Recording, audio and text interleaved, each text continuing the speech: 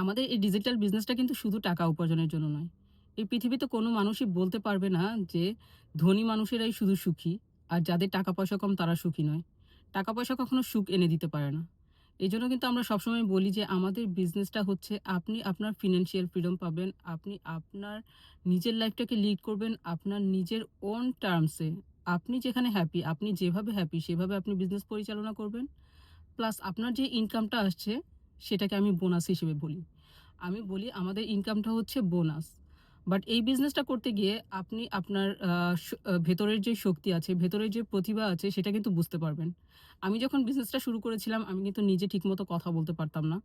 একটা ভিডিও করতে গেলে আমাকে কয়েকবার এডিট করতে হতো।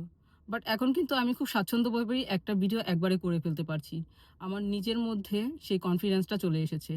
আমি জানি যে আমি মানুষকে কি প্রেজেন্ট করতে চাচ্ছি। আমি জানি আমি কি বলতে চাচ্ছি। আমার নিজের কনফিডেন্টের কারণে আমি কিন্তু এখন অনেক অগ্রসর। আপনারাই আমার পুরোনো ভিডিওগুলো যখন দেখবেন, তখন দেখবেন আমি কিভাবে কথা বলছি, কিভাবে প্রেজেন্ট করছি আর এখন আমার মধ্যে কতটা চেঞ্জ এসেছে। আর সেটা কিন্তু আপনার পক্ষেও সম্ভব।